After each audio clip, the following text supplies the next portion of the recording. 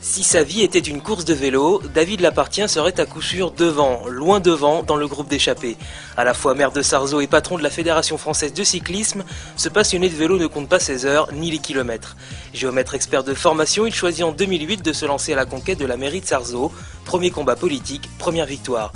Depuis, il partage son temps entre la Bretagne et Paris avec brio, sans la moindre crevaison.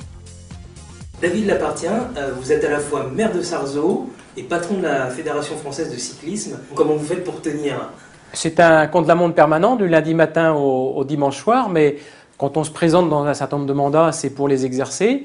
Les deux mandats sont vraiment passionnants, l'un et l'autre, chacun de manière complètement diversifiée. Mais il y a une vraie richesse, mais qui demande effectivement un engagement de tous les instants, de tous les jours, avec des emplois du temps, c'est vrai, qui sont chargés. Vous vouliez faire quoi quand vous étiez gosse? Je voulais exercer un métier qui était celui que j'ai exercé, qui est celui de géomètre expert. Et puis, je voulais aussi, j'ai toujours été intéressé par la chose publique, par la vie publique. Et la politique m'a intéressé depuis très jeune. Donc, finalement, je réalise ce que j'ai toujours souhaité. Alors justement, en 2008, vous devenez maire de Sarzeau. Ça a été quoi le déclic pour vous lancer en politique? J'avais déjà ça dans la tête depuis un certain temps. Donc j'avais envie effectivement d'œuvrer au service des autres, de m'investir au service de ma ville, au service ici du cyclisme. Et donc il m'a paru logique de se présenter aux élections municipales. Donc un déclic de pouvoir amener les compétences qui étaient les miennes au service de la population. Et bien sûr, il faut se présenter, il faut former une équipe. C'est ce que j'ai fait. C'était ma première candidature à des élections locales et ça s'est transformé par une victoire. Alors vous êtes un gros travailleur, je crois, des journées de 8h jusqu'à 23h. Il n'y a pas de dopage là-dessous?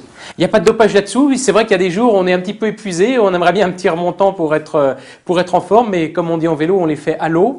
Mais on a aussi besoin parfois de se reposer. Le week-end est aussi mis à ce profit. Et puis je fais du sport. Donc c'est aussi important, je fais du vélo, ce qui entretient quand même une condition physique.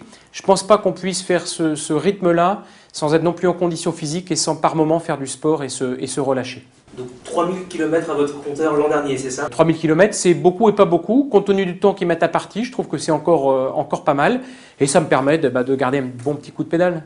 Alors pour en revenir au dopage, justement, est-ce que c'est l'un de vos grands combats en tant que patron de la Fédération française de cyclisme?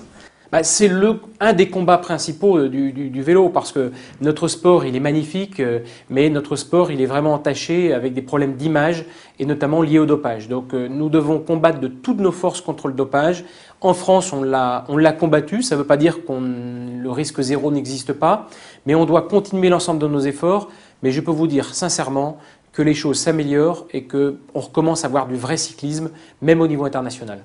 Je crois que depuis peu vous êtes père. Justement, Comment ça se passe cette nouvelle expérience? C'est vrai que c'est une nouvelle expérience. Moi, j'avais pas d'enfant, donc je me suis marié il y a maintenant 2 ans et demi. On a une petite fille qui a maintenant un petit peu plus de 2 mois. C'est formidable, mais c'est vrai que ça demande du temps. La nuit, comme tous les bébés, elle se réveille.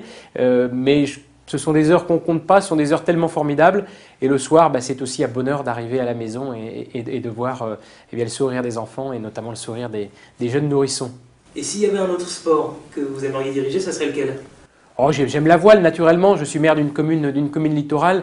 La voile est aussi un magnifique sport, mais tous les sports sont des beaux sports, chacun pris avec ses spécificités. Mais j'aimerais que la voile, j'ai un petit faible pour la voile. Et pour finir, s'il y avait un choix à faire entre le vélo et la politique, vous choisiriez quoi? J'ai pas envie de choisir entre les deux parce que les deux sont passionnants. Un jour ou l'autre, il faudra peut-être que je choisisse entre le vélo ou la politique. Il faut savoir que on a fait voter la réforme des statuts de la fédération qui limite le nombre de mandats de président de fédération. Donc ça aura de toute manière un terme pour moi, mais ce n'est pas parce qu'il y aura un terme à ce mandat de président que j'arrêterai mon investissement dans le vélo. Je n'ai pas envie de choisir entre les deux parce que les deux sont passionnants et je trouve justement qu'en politique, on n'a pas suffisamment de monde d'élus issus du sport.